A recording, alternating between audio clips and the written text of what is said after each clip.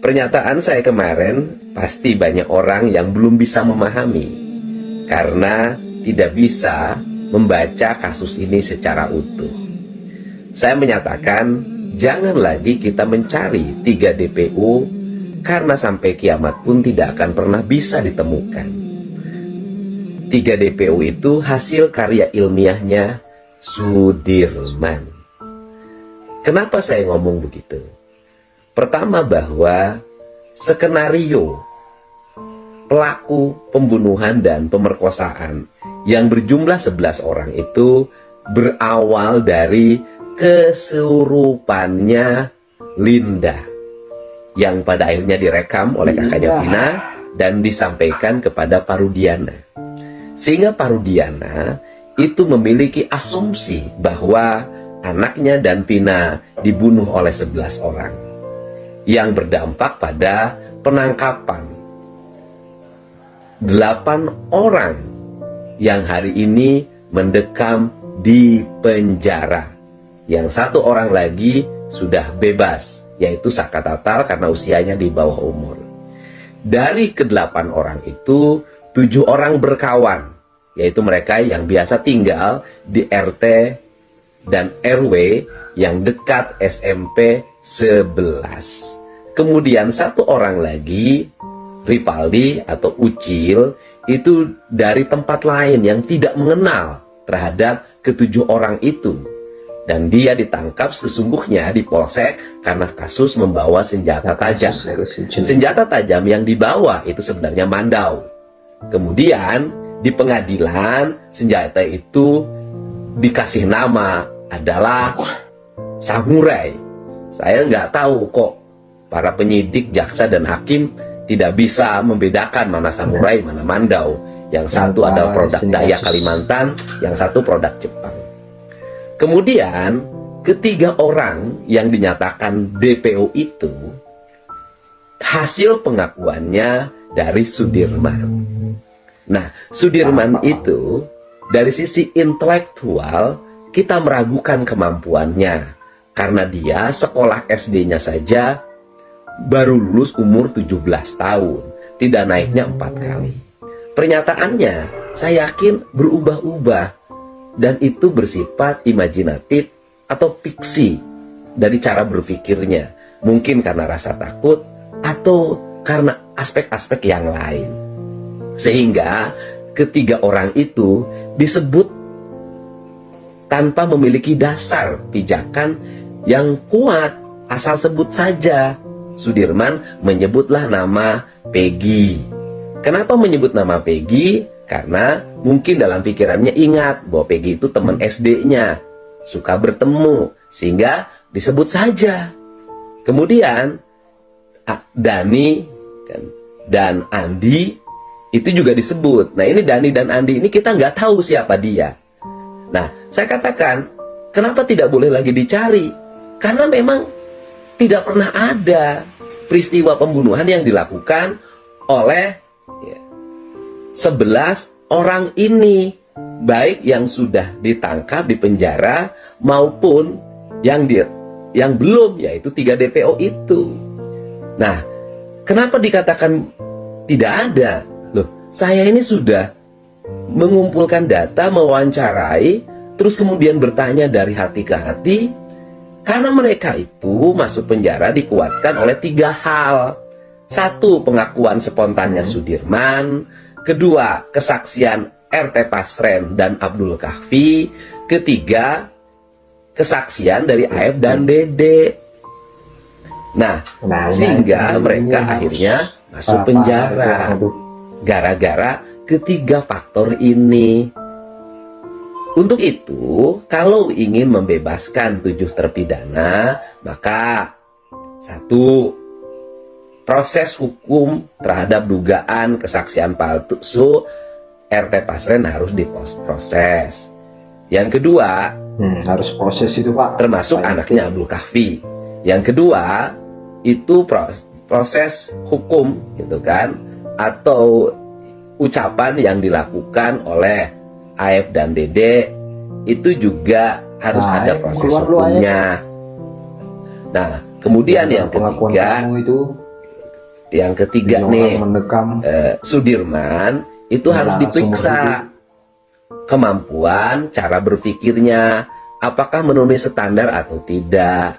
Karena apa? Karena kita ini, publik Indonesia, terguncang oleh Nah benar Pak. 3 pernyataan orang yang menurut saya Dia sangat penasaran. diragukan kebenarannya, walaupun putusan hukumnya sudah tetap. Dan kemudian bahwa mereka dituduh melakukan pembunuhan tanpa alat bukti. Nah, baik, Benar itu Pak.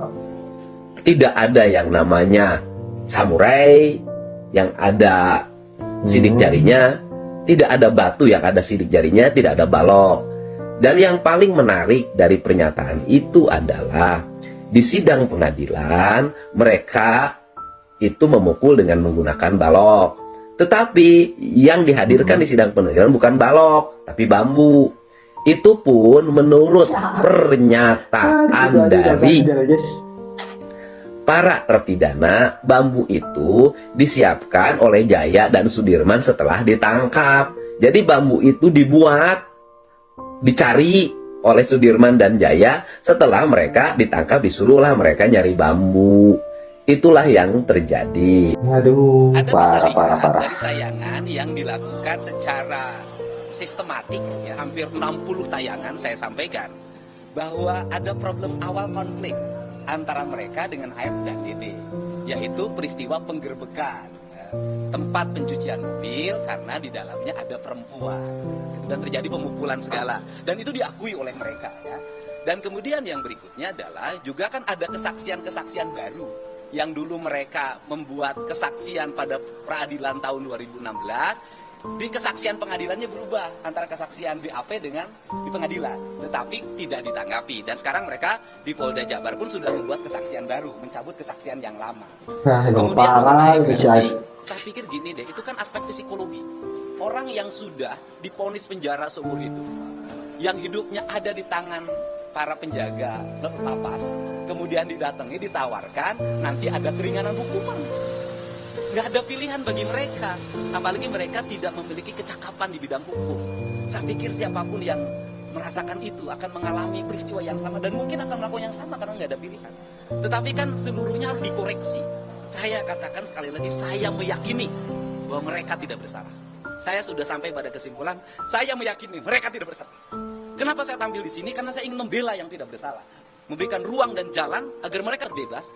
Tidak boleh negara ini menghukum orang yang tidak bersalah, kan gitu. Dan ini saya udah bicara dengan keluarganya dan saya sampaikan di sini bahwa kekeliruan Setuju, dalam Pak. pandangan kami atau peradilan yang sesat ini, pada akhirnya andai kata mereka terbebas dari hukuman dengan PK, mereka sudah ngomong tidak akan menuntut apapun pada negara. Dia hanya ingin keluarganya bebas. Pertama, Semoga Pak, amin, amin. saya mendatangi warung. Semoga mereka menjual dibebaskan, nasi Pak, yang kalau depan memang tidak tempat bersalah. pencucian mobil, Dan saya yakin di pun mana seperti itu, Aib Pak. dan Dedi bekerja. Kemudian saya bicara dengan yang punya warung. Yang punya warung menyampaikan bahwa jam 5 kami sudah tutup. Kami tidak jualan nasi, apalagi jualan rokok. Kemudian hampir seminggu yang lalu saya bertemu dengan pemilik warung Madura. Saya undang ke rumah, dia bicara dan membantah. Tidak ada peristiwa kejar-kejaran, tidak ada peristiwa pelemparan. Jarak antara gang depan SMP 11 dengan warung itu hampir 100 meter, jam setengah 10 malam. Dan bahkan dia memberikan ilustrasi, andai kata ada pelemparan, kan saya di situ lihat. Andai kata ada kejar-kejaran, kan Parah saya di ini situ Aib, lihat. harus Dan ini nih Aib nih. apabila ada Aduh. mayat dibawa atau korban dibawa dari flyover ke belakang tempat pencucian mobil, dia harus lihat dan tidak melihat. Dan saya katakan yang paling menarik adalah peristiwanya terjadi di belakang tempat pencucian mobil. Itu di situ ada kebun kacang. Di kebun itu nggak ada bekas telapak kaki orang, yang 11 orang itu terjadi pemerkosaan dan pembunuhan. Nah dari situ bisa terlihat ya, apalagi kapal yang 3 ini saya katakan itu makin fiktif saya katakan. Untung Sudirman tidak menyebutkan 30 orang. Kalau menyebutkan 30 orang repot lagi itu nanti polisi nyari. Nah itu dia guys, pernyataan dari seorang Kang Deddy Mulyadi yang begitu tegas meyakini bahwa 3 DPO itu sampai kiamat pun nggak akan temukan, karena memang kejadiannya ya nggak seperti itu ya yang diyakini sama Kang Deddy Mulyadi. Dan saya setuju guys sama pendapat Kang Deddy Mulyadi ini. Sejak dari awal itu saya memang sudah menduga juga bahwa masa iya sih ada orang yang sudah melakukan kejahatan, ya kan, dengan cara berkelompok bersama-sama gitu loh. Dan ke 2-3 hari atau 3 malam ke depannya mereka masih mau nongkrong di sekitaran tempat kejadian itu, kan nggak mungkin guys, secara logika ya kan. Ya, pikir aja, atau kembalikan aja lah ke diri kalian kalau melakukan suatu kejahatan atau kayak gimana. Nggak mungkin kan kalian mau berkeliaran lagi di sekitaran TKP itu, ya nggak mungkin lah, pasti kabur ke sana. Ini aduh, memang parah sih memang kesaksian Aib ini. Dan semoga lah Aib ini cepat ditemukan dan mengkonfirmasi bahwa yang sebenarnya dia sampaikan itu ya tidak seperti itu ya guys ya. Ya semoga aja guys. Makanya Aib keluarlah. Jangan membuat masyarakat Indonesia itu bingung, penasaran dengan kasus ini gitu loh. Ya kan? Dan kita nggak tahu juga motif dia untuk melakukan kesaksian itu apa ya guys ya. Entah mau viral kah, mau apa kah ya, nggak tahu guys. Aib sendiri yang tahu ya kan. Ya makanya Aib keluarlah. Aduh.